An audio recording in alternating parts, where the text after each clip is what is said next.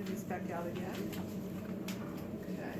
There is a back actually here, which shows valves and a vein.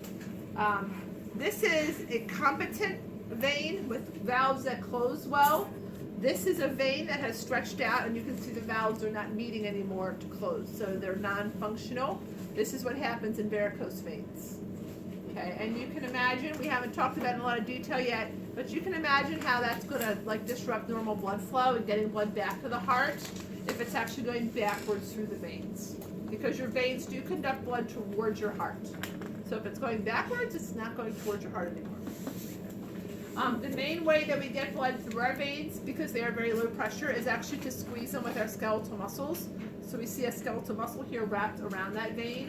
When this muscle contracts, it literally pinches the vein shut, pushes the blood through, just like you squeeze the blood through, not the blood, just like you squeeze toothpaste out of a toothpaste tube. All right, so you're putting external pressure on to move it through. We just have some fatty tissue represented.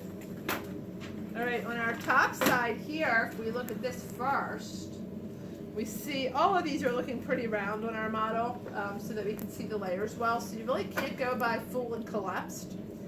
But what we do see is this vessel here has a lot of a thick layer of smooth muscle. The white is representing the elastic tissue, and we see 2 layers of elastic tissue. So that's telling me that this is an artery. Okay.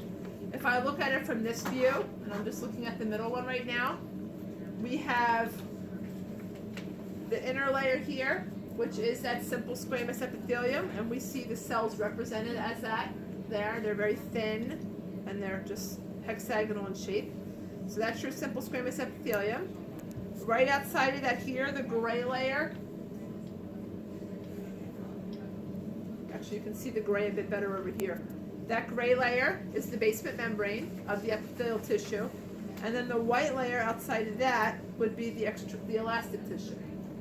All right, so here if we follow the gray down, here it is again. Here's the basement membrane. And then this is that internal elastic lamina. So these 3 layers together right here comprise the tunica intima, right? The tunica interna, either name. Those 3 layers, the endothelium, the basement membrane, and the internal elastic lamina. Outside of that, we have the tunica media, and it's nice and thick, right? Nice and thick here, the whole width of my pencil eraser. This is smooth muscle, and then outside of it here is the external elastic lamina. So those 2 layers make up the tunica media. And then outside of that, we have just this thick adventitial layer. Something else to note in it is we have little blood vessels in the adventitia. It's a thick wall. The blood vessel of large blood vessels, the wall of large blood vessels actually need a supply themselves. No different than the myocardium needing the coronary arteries because it's so thick. Big blood vessels also need to supply their wall with blood vessels. And we see that in these cross sections here, and also this blood vessel that is traced on the bottom. Right, so that's actually, the name of that is the vasa vasorum. Here, I can write that down here.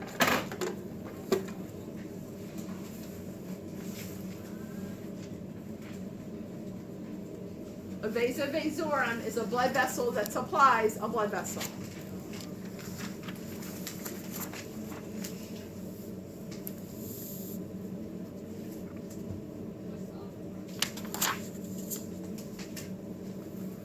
Vasa vasorum. And I'm pretty sure that's on our list. I'm sure it is. Okay.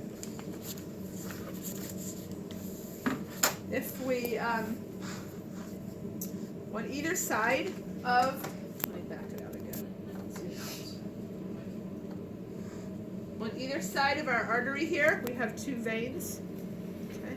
And I'm going to say why. Why would I call these veins? Well, this one here has valves. We can easily see those valves. The way the branches come in on either side, these are going in the direction of flow towards the heart. Like, that's a subtle thing, but the valves are opening up that way, so the blood is flowing that way. So this branch is coming here and merging to flow that way as well. Okay. Likewise on this side, we have a branch going the same way. So it has a valve, which makes it a vein. It has an endothelium layer here, a basement membrane, just an external elastic lamina. Actually, just an internal elastic lamina, right? The internal one is on the inside of the muscle, the external one is on the outside of the muscle. So this is just an internal elastic lamina, then the tunica, then the media, and then the adventitia. Okay, and we see the same exact layers over here. We see an endothelium, a basement membrane, an internal elastic lamina, a muscle layer, and an adventitia. So these are both veins. Okay. Small arteries are going to still have the same layers as larger arteries. Okay, so we have two veins, valves, and those layers. Okay. Remember to discern between, you know, the individual layers, but also what they're making up. So like your endothelium plus basement membrane plus internal elastic lamina make up the whole tunica intima layer. They all go together to make up the tunica intima. All right, so that's that model. Then we just have this one model here, which I'll just point out, of an artery that is showing some branches and also some abnormal deposits. Okay, so we see here our simple squamous epithelium. The inner pink would be that endothelium. The dark reddish area would be the tunica media, and then the adventitia. So it's just very simply represented on this model. But we have various deposits shown that we've talked about a little bit that, you know, can cause clots to form that are unnecessary and narrow the vessel and increase peripheral resistance. So it's a good model of that. If we turn this on end, right, we see how much narrower this lumen is here than it should be because of this big fatty deposit that's been put here by poor diet and genetics and whatever. And we want that to be nice and open like this one is. Sorry, like this is here, right? But instead it's really only half the diameter that it should be.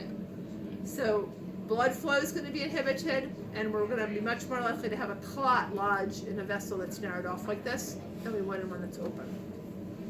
Okay. This is really the only model that we have like this, but it's here.